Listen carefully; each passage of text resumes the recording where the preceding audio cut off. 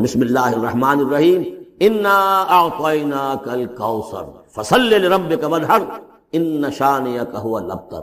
اے نبی ہم نے آپ کو خیر کثیر عطا کی۔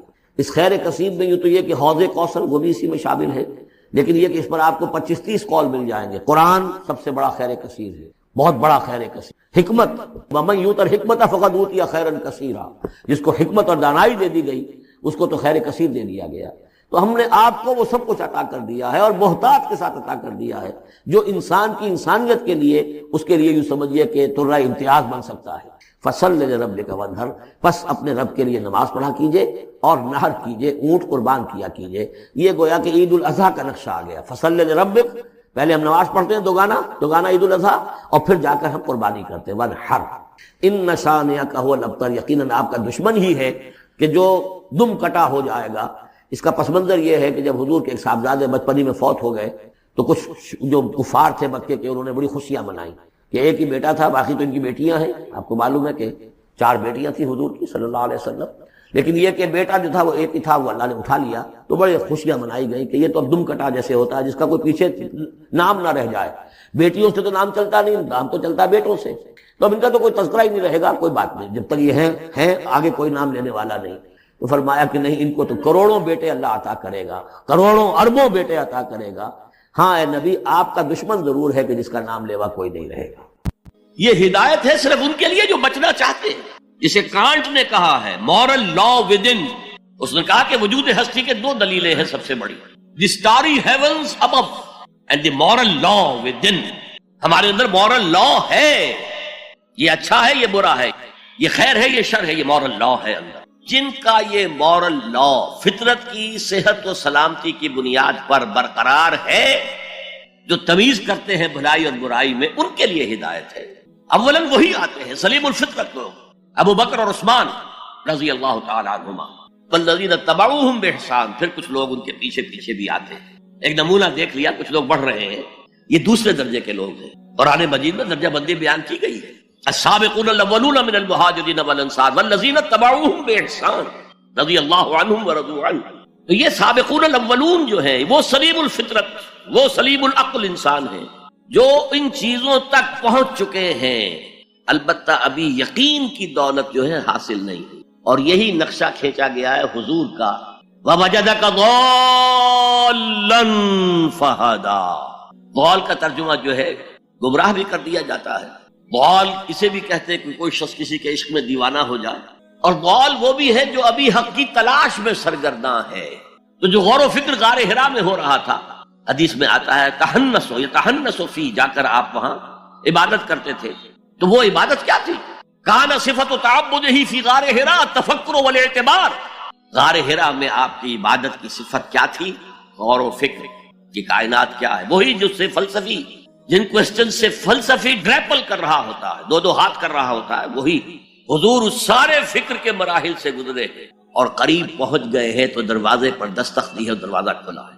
وَوَجَدَكَ ضَالًّا فَهَدَىٰ، پردے اٹھا دیے اور ہدایت دی۔ اچھا، یہ تو آپ کے سامنے تعلق جو ہے ایمان کا عقل و فطرت کے ساتھ میں سمجھتا ہوں کہ کسی نہ کسی درجے میں واضح ہو۔ اب میں آپ کو اس کا سنتھسس بتاتا ہوں۔ یہ عقل و فطرت جو ہے، اللہ کو پہچاننا کلیتاً فطرت پر مبنی ہے۔ انسان کی فطرت میں، اس کی روح میں اللہ کی معرفت، اللہ کی محبت موجود ہے۔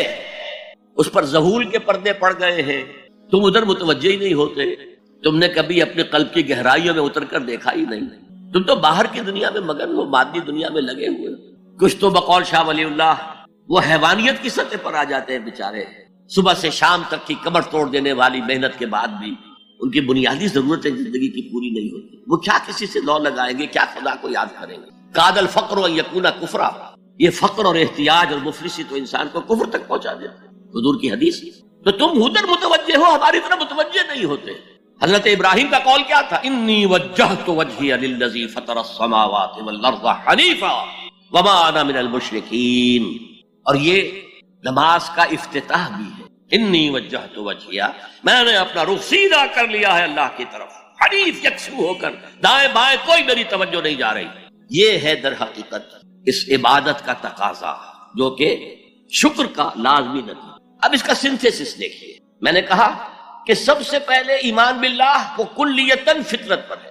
اسی لیے کانٹ نے یہ ثابت کیا ایک کریٹیک آف پیور ریزن، اس کی کتاب جس نے ہنگامہ پیدا کر دیا تھا پورے یورپ میں.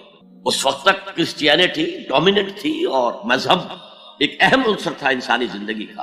اس نے کہا اللہ کے وجود کے لیے جتنے منطقی دلیلیں دی گئی ہیں سب غلط ہیں، میں سب کو کاٹ کر دکھاتا ہوں. جیسے ہم کہتے ہیں لوہے کو لوہا کاٹتا ہے، منطق نے منطق کو کاٹ دیا. There's no logical reason to prove the existence of God. A critique of pure reason. میں نے کہا تھا pure reason. عقل خالص جو فطرت سے رہنمائی نہیں لے رہی. وہ فلسفہ جو ہے اس کی منزل کیا ہے؟ ایگنوسٹسزم یا اسکیپٹسزم، لا ادریت یا ارتیابیت. پھر اس نے ایک کتاب لکھی بعد میں، کرٹیک آف پریکٹیکل ریزن. اس نے کہا کہ عملی طور پر انسان اخلاق حسنہ اختیار کر ہی نہیں سکتا جب تک کہ خدا کو نہ مانے. یہ نیسیسٹی ہے انسان کو کہ مانے. علامہ اقبال نے اس کو تسلیم کیا ہے کانٹ کے اس دعوے کو. وہ ان کی کتاب ہے reconstruction of religious thought in Islam, کہ کوئی منطقی دلیل خدا کے وجود کو ثابت نہیں کر سکتی. متکلمین نے کوششیں کی ہیں لیکن دلیل کو کاٹ دیتی ہے، منطق کا توڑ کر دیتی ہے. وہ صرف قرآن نے لفظ آیت استعمال کیا جو میں نے بیان کیا. اس کائنات میں ہر شے اللہ کی نشانی ہے.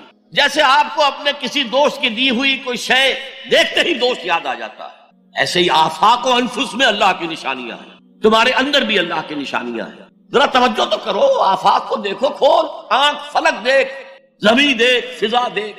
افلا ينظرون الى الابل كيف خلقت والى السماء كيف رفعت والى الجبال كيف نصبت والى الارض كيف سطحت فذكر انما انت مذکر. کیا یہ دیکھتے نہیں، غور نہیں کرتے اونٹ کو کیسے پیدا کیا گیا، کتنا اپنے ماحول کے ساتھ مناسبت رکھتا ہے. 7 دن نہ کچھ کھانے کو ملے نہ پینے کو ملے، اسے کوئی پرواہ نہیں.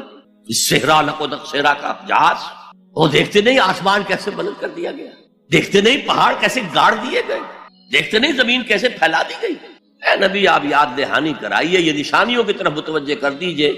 آپ سوائے یاد دہانی کرانے والے کے اور کچھ نہیں ہے. آپ کے ہاتھ میں اختیار نہیں ہے کہ آپ اللہ کو منوا لیں. یہ تو تمہارے اندر سے فطرت سے ابھر کر گواہی آئے گی. اب دیکھیے اس کے لیے آیت جسے میں یہ قرآن مجید کی طویل آیات میں سے جیسے آیت البر ہم نے پڑھی تھی، ان فی خلق السماوات والارض واختلاف اللیل والنہار والفلک التي تجری فی البحر بما ينفع الناس وما انزل الله من السماء من ماء فاحیا به الارض من بعد موتها وبث فيها من كل دابة وتصریف الرياح والسحاب المسخر بين السماء والارض لآیات لقوم یعقلون. یقیناً آسمان اور زمین کی تخلیق میں، رات اور دن کے الٹ پھیر میں، اس کشتی یا جہاز میں کہ جو ایسا سامان لے کر چل رہی ہوتی ہے جو لوگوں کو نفع پہنچاتا ہے، اور وہ جو اللہ نے آسمان میں سے پانی اتارا اور اس سے زمین کو اس کی موت کے بعد زندہ کر دیا اور زمین میں پھیلا دیے ہر طرح کے جاندار، اور یہ ہواؤں کا چلنا اور یہ بادل جو مسخر ہے زمین و آسمان کے مابین، ان میں سے ہر ایک نشانی ہے، پہچانو. کیا مطلب؟ تم نے کسی مصور کی تصویر دیکھی، تعریف تصویر کی کرتے ہو یا مصور کی کرتے ہو؟ مصور کا کمال ہے، تصویر میں کیا ہے؟ ہاں وہ اپنے منہ سے بول رہی ہے، اپنی زبان حال سے اپنے بنانے اپنے مصور کی تعریف کر رہی ہے. تو کائنات کا ذرہ ذرہ اللہ تعالیٰ کی نشانیوں پر ہے. شیخ سعدی نے کہا، بڑا پیارا شعر ہے، برگ درختان سبز در نظر ہوشیار ہر ورق دفترست از معرفت کردگار. یہ جو سبز درختوں کے پتے ہیں، ایک نگاہ ہوشیار جو کہ ان کی حقیقت کو پہچان سکے، اس کے نزدیک ہر پتا معرفت کردگار کا ایک بہت بڑا دفتر ہے. اور آج ہمیں معلوم ہے ہر پتا ایک فیکٹری ہے، فوٹو سنتھسس کا عمل اس میں ہو رہا ہے، سورج کی انرجی کو جذب کیا جا رہا ہے. برگ درختان سبز در نظر ہوشیار ہر ورق دفترست از معرفت کردگار. تو جو آیت میں نے آپ کو سنائی اسے میں نے نام دیا ہے آیت الآیات. اتنی آفاقی آیات کسی اور آیت میں جمع نہیں کی گئی جتنا بڑا گلدستہ گیا. ان فی خلق السماوات والارض واختلاف اللیل والنہار والفلک التي تجری فی البحر بما ينفع الناس وما انزل الله من السماء من ماء فاحیا به الارض بعد موتها وبث فيها من كل دابة وتصريف الرياح والسحاب المسخر بين السماء والارض لآیات لقوم یعقلون. دوسری طرف تمہارے اندر بھی ہے، سنوریہم آیاتنا فی الآفاق وفی انفسہم. بے دل نے خوب کہا تھا، یہ چوٹی کے شعراء میں سے رہے ہندوستان کے، یہاں تک کہ غالب کو کہنا پڑا کہ طرز بے دل میں ریختہ لکھنا اسد اللہ خان قیامت ہے. آسان نہیں ہے طرز بے دل میں اردو میں شاعری کرنا. وہ فارسی کے شاعر تھے. ستمست گر حوست کشد کے بسیر سر و سمندرا تجھے غنچہ کم نہ دمیدئی در دل کشا بچمن درا. کتنے ستم کی بات ہے. تمہاری خواہش آمادہ کرتی ہے کہ چلو چمن میں دیکھو، پھولوں کی بہار دیکھو، درختوں کی بہار دیکھو، گھاس کے اوپر چہل قدمی کرو. ارے تم خود ایک پھول سے زیادہ کھلے ہوئے ہو. کبھی اپنے دل کا دروازہ کھول کر اس پہ داخل ہو کر اپنے حسن معنوی کا مشاہدہ کرو. ستمست گر حوست کشد کہ بے سیر سر و سمندرا تجھے غنچہ کم نہ دمیدئی. دمکتا ہوا غنچہ ہو تم خود، در دل کشا بچمندرا. آیات الہیہ اندر بھی موجود. اچھا، ان آیات کے ذریعے سے اللہ کی پہچان ہو گئی، اللہ یاد آ گیا. تھا اندر موجود، اللہ کی علم اور معرفت موجود تھی، پردے آ گئے تھے، ظہور تھا. یا جیسے ایک جگہ کہا گیا کلا بل رانا علی قلوبہم، ان کے دلوں کے اوپر جو بھی بدکاریاں وہ کرتے رہے ہیں اس سے زنگ لگ گیا، حجابات آ گئے. شیخ علی حجویری رحمت اللہ علیہ، جنہیں داتا گنج بخش کہا جاتا ہے، اگرچہ یہ لفظ نہیں کہنا چاہیے، انہوں نے کتاب کا نام کیا رکھا؟ کشف المحجوب. جو پردے میں آیا ہوا ہے، اوٹ میں آیا ہوا ہے، اسے کھولنا. تم اوٹ میں ہو، تمہارے اندر موجود ہے اللہ کی معرفت. اب تمہارے لیے محبوب ترین ہستی اللہ ہو جائے. اب ایک بات نوٹ کیجئے، نفاق کا عموم جو ہے اس کے بارے میں ہم سمجھتے ہیں کہ منافق تو شاید کوئی علیحدہ ہی کوئی نوع ہے، جیسے نوع انسان، نوع مومن، نوع مسلم، نوع منافق نہیں. منافق بھی مسلم ہوتا ہے for all legal purposes, for all practical purposes. منافق مسلم ہوتا ہے، البتہ اندر سے مومن نہیں ہوتا. مسلم ہے، قانون اسلام اس کا ثابت، لیکن اندر مومن نہیں. یہ کیفیت ہے در حقیقت. منافق ہے ایمان کے منافی کفر، یعنی کھلم کھلا ایک شخص انکار کر رہا، قرآن کا انکار کر رہا ہے، حضور کا انکار کر رہا ہے، یا اللہ کی توحید کا انکار کر رہا ہے، کھلم کھلا، یہ تو کافر ہو گیا. ایک وہ شخص ہے کہ جو اپنے اوپر اسلام کا پردہ ڈالے ہوئے ہے، کہتا ہے میں مسلمان ہوں، کلمہ شہادت ادا کرتا ہے، نماز پڑھتا ہے، روزہ رکھتا ہے، لیکن اندر سے کافر ہے، اس کے دل میں ایمان کی کوئی رمق موجود نہیں. تو در حقیقت یہی ترتیب ہے. پھر سورہ منافقون کے بعد سورہ تغابن آتی ہے. سورہ تغابن ہم اس منتخب نصاب کے دوسرے حصے میں پڑھ چکے ہیں، اور وہ حقیقت و ثمرات ایمان کے موضوع پر قرآن مجید کی جامع ترین صورت ہے. تو گویا کہ نفاق کا ایک مخالف ہے کفر، اس سے یہاں بحث نہیں ہو رہی. نفاق کا ایک دوسرا متضاد ہے ایمان، اس سے یہاں بحث ہو رہی. تو ایمان کے دو مخالف سمجھیے، ایک کفر، اس سے بحث نہیں، ایک نفاق کہ بظاہر ایک شخص مسلم ہے، وہ اقرار کر رہا ہے لیکن حقیقت میں وہ مومن نہیں ہے. اچھا، اس کی صورتحال یہ ہے، ہم یہ سمجھتے ہیں عام طور پر کہ ہمارا نفاق سے کیا تعلق، ہم پر تو نفاق حملہ آور ہو ہی نہیں سکتا. دیکھیے اس میں حضرت حسن بصری رحمت اللہ علیہ کا قول ہے، ما آمنہ الا منافق ولا خافہ الا مومن. نفاق کا خوف صرف مومن کو ہوتا ہے. جس کے پاس کوئی دولت ہے اسے ڈر ہے نا کہ ڈاکہ نہ پڑ جائے، چوری نہ ہو جائے. جس کے پاس ایمان ہے اسے نفاق کا اندیشہ رہتا ہے، کہیں نفاق کا ڈاکہ نہ پڑ جائے اور میرا ایمان جاتا نہ رہے. منافق کے پاس ایمان ہے ہی نہیں تو خوف کا ہے. اب کیا ڈاکو آئے گا تو کیا لے جائے گا، چور آئے گا تو کیا لے جائے گا. وہ غالب کا بڑا پیارا مصرع ہے کہ رہا کھٹکا نہ چوری کا، دعا دیتا ہوں رہزن کو. میری ایک پوٹلی تھی، پوٹلی میں کوئی مال تھا میرا، وہ چور لے گیا، اب مجھے کوئی کھٹکا نہیں، میں پاؤں پھیلا کے سوؤں گا، میرے پاس ہے ہی کا جو چوری اور کوئی کر کے لے جائے. تو یہ کہ دعا دیتا ہوں رہزن کو کہ رہا کھٹکا نہ چوری کا، دعا دیتا ہوں رہزن کو. اب میرے پاس کچھ ہے ہی نہیں تو کیا لے گا کوئی، کیا چرائے گا. اس لیے فرمایا کہ ما آمنہ الا منافق ولا خافہ الا مومن. اسی طریقے سے حضرت حنظلہ رضی اللہ تعالیٰ عنہ کا واقعہ آتا ہے کہ بہت ہی سبق آموز. عن ابی عثمان النہدی عن حنظلہ الاسیدی قال، یہ حضرت ابو عثمان سے روایت ہے حضرت حنظلہ سے. قال وکان من کتاب رسول اللہ صلی اللہ علیہ وسلم، حالانکہ وہ حضور کے کاتبوں میں سے تھے، یعنی معتمد علیہ ترین جو لوگ ہوتے تھے ان سے حضور اپنی وحی کی کتابت کراتے تھے. قال لقینی ابو بکر فقال کیف انت یا حنظلہ. وہ کہتے ہیں کہ میری ملاقات ہوئی حضرت ابو بکر سے، انہوں نے مجھ سے پوچھا کیسے حال ہے، کیا حال ہے تمہارا حنظلہ. قال قلت نافق حنظلہ نافق حنظلہ نافق حنظلہ. میں نے عرض کیا کہ حنظلہ تو منافق ہو گیا، حنظلہ تو منافق ہو گیا، حنظلہ تو منافق ہو گیا. قال سبحان اللہ ما تقول. حضرت ابو بکر نے فرمایا اللہ پاک ہے، تم کیا کہہ رہے ہو، سوچو تو صحیح. قال قلت نکون عند رسول اللہ صلی اللہ علیہ وسلم یذکرنا بالنار والجنت حتی کأننا رأی العین. میں نے کہا کہ جب ہم ہوتے ہیں حضور کی خدمت میں، حضور کی صحبت میں، اور آپ ہمیں نصیحت فرماتے ہیں، یاد دہانی کراتے ہیں، جہنم کا ذکر کرتے ہیں اور جنت کا ذکر کرتے ہیں، تو ہمیں ایسا محسوس ہوتا ہے کہ ہمیں جنت اور دوزخ آنکھوں سے نظر آ رہی ہے. اس درجے یقین ہمیں پیدا ہو جاتا ہے. فَإِذَا خَرَجْنَا مِنْ عِنْدِ رَسُولِ اللَّهِ صلی اللہ علیہ وسلم، پھر جب ہم حضور کے پاس سے نکل کر آپ کی صحبت سے اٹھ کر آتے ہیں، آفسنا الازواج والاولاد، اب اس کے بعد آ کر ہم بیویوں میں اور اولاد میں مشغول ہو جاتے ہیں، پھر ہماری وہ کیفیات نہیں ہوتی. فَضَيِّعَاتِ فَنِسِينَ كَثِيرًا، اور ضائع کرنے والی چیزوں میں ہم مشغول ہو جاتے ہیں تو بہت سی باتیں ہم بھول جاتے ہیں. قال ابو بکر فواللہ الا لنلقى مثل هذا، حضرت ابو بکر نے فرمایا، اگرچہ حضرت ابو بکر خود جواب دے سکتے تھے، وضاحت کر سکتے تھے، لیکن انہوں نے موقع کو اچھا سمجھا. فرمایا بھائی اللہ کی قسم یہ کیفیت تو میری بھی ہے. فانطلقت انا وابو بکر حتى دخلنا على رسول اللہ صلی اللہ علیہ وسلم، تو اب میں اور ابو بکر دونوں چلے، یہاں تک کہ حضور کے پاس ہم داخل ہوئے. حضور جہاں تشریف فرما تھے.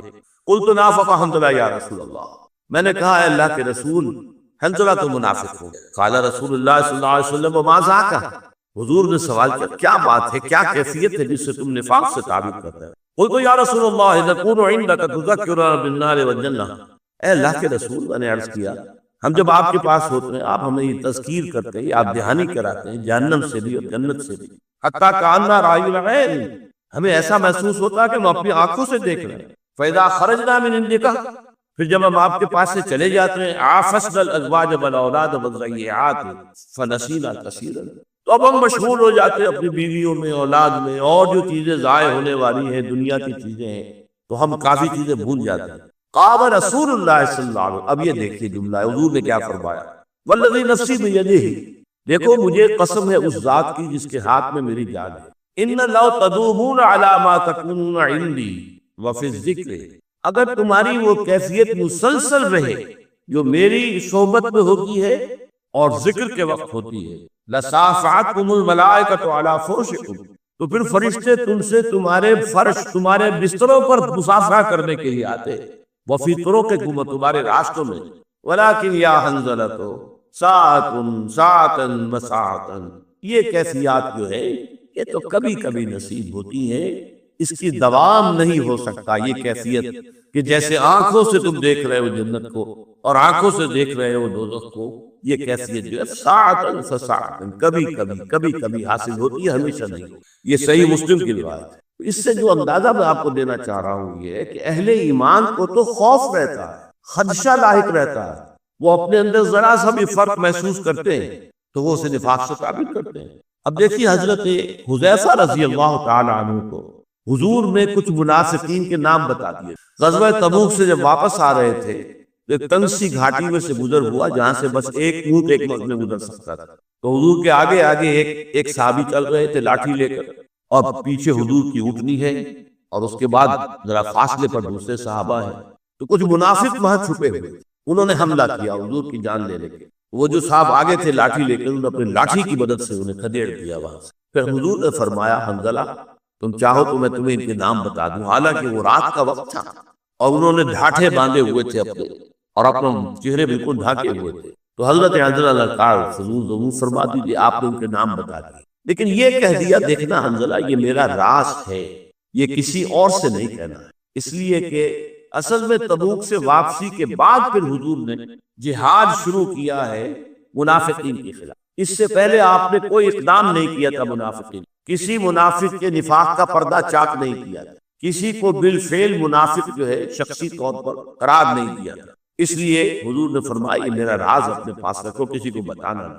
لیکن یہ کہ صحابہ میں مشہور ہو گیا کہ حضور نے اپنا ایک راز جو ہے حنظلہ کو بتایا ہے. صاحب و سر النبی صلی اللہ علیہ وسلم، یہ اصل میں حضور کے رازدان ہیں اور ایک راز حضور کا ان کے پاس ہے. اب یہ دیکھیے حضرت حذیفہ سے سوال کرتے ہیں حضرت عمر ان حذیفہ، حضرت حذیفہ سے روایت ہے قال مر بی عمر بن الخطاب وانا جالس فی المسجد، کہ میرے پاس سے عمر ابن خطاب رضی اللہ تعالی عنہ کا گزر ہوا اور میں مسجد میں بیٹھا ہوا تھا. فقال لی یا حذیفہ، تو انہوں نے مجھ سے کہا حضرت عمر نے حذیفہ ان فلانا قد مات فاشہدہ، وہ فلاں شخص فوت ہو گیا، جاؤ وہاں نماز جنازہ میں شرکت کرو. ثم مضى، یہاں تک پھر چلے گئے وہ. حتی اذا کاد یخرج من المسجد، پھر جب وہ وہاں سے جنازہ گاہ سے نکلنے لگے، التفت الیہ، پھر میری طرف متوجہ ہوئے، فرعانی، اور مجھے دیکھا، وانا جالس، میں بیٹھا ہوا تھا، فعرف، تو انہوں نے مجھے پہچان لیا، فرجع الیہ، میری طرف لوٹ کر آئے. قال یا حذیفہ انشدک اللہ، اے حذیفہ میں تمہیں اللہ کی قسم دے کر پوچھتا ہوں، امن القوم انا، کہیں میرا نام تو ان منافقوں میں نہیں تھا جو حضور نے تمہیں بتائے تھے؟ قلت اللہم اللہ، میں نے کہا اللہ کی قسم نہیں، ہرگز نہیں، ہرگز نہیں. ولن ابرئ احدا بعد، لیکن میں اب اس کے بعد کسی اور کو بری قرار نہیں دوں گا، کیونکہ حضور کا راز تھا. اب آپ نے تو پوائنٹڈلی پوچھ لیا کہ کہیں میرا نام تو نہیں تھا، تو میں نے آپ کو بتا دیا، لیکن اب میں کسی اور سے یہ بات نہیں کہوں گا، اس لیے کہ حضور کے راز کو مجھے اپنے پاس محفوظ رکھنا. یہ ہے کیفیت کہ منافق جو ہے وہ نفاق سے اپنے آپ کو معمون سمجھتا. مجھ سے نفاق کا کیا سروکار. بلکہ ایک اور حدیث میں آپ کو سنا دوں، انسان کے احساس کا عالم جو ہوتا ہے وہ اصل میں ہے فیصلہ کن شے. عن ابن مسعود رضی اللہ عنہ ان المؤمن یرا ذنوبہ کانہ قاعد تحت جبل یخاف ان یقع علیہ. حضرت عبداللہ ابن مسعود رضی اللہ تعالیٰ عنہ فرماتے ہیں مومن کا حال یہ ہوتا ہے کہ وہ اپنے گناہوں کو دیکھتا ہے، اس کی کیفیت یہ ہو جاتی ہے گویا کہ وہ ایک پہاڑ کے نیچے بیٹھا، پہاڑ اس پر گرنے والا، یعنی اپنے گناہ کا اتنا شدید احساس، اتنا احساس زیاں، اتنا طبیعت پر بوجھ ہوتا ہے کہ جیسے پہاڑ اس پر گرنے والا. وَإِنَّ الْفَاجِرَ، اور جو فاسق و فاجر ہوتا ہے عادی ہے، یرا ذنوبہ کا ذباب مر علی انفہ، وہ اپنے گناہوں کو ایسے دیکھتا ہے جیسے کہ بس مکھی تھی جو اس کی ناک پر آ کر بیٹھی، اس نے وہاں سے ہٹا دیا. فقال به هكذا اے بيده، اپنے ہاتھ سے اس نے ہٹا دیا. فذبه عنه، وہ وہاں سے چلی گئی. تو بس احساس تو ہوتا ہے فاسق کو بھی، فاجر کو بھی، کہ میں نے گناہ کیا، غلط کام کیا، بس اتنا ہی ہوتا ہے کہ جیسے مکھی ناک پر بیٹھی تھی، آپ نے ہاتھ کا اشارہ کیا، اڑا دیا بس. اور مومن حقیقی جو ہے اس کا حال یہ ہوتا ہے کہ اگر اس کے گناہ کا احساس اسے ہوتا ہے تو یوں محسوس کرتا ہے جیسے پہاڑ تلے آ گیا اور پہاڑ پر گرنے والا. بارک اللہ لی ولکم فی القرآن العظیم ونفعنی وإیاکم بالآیات والذکر.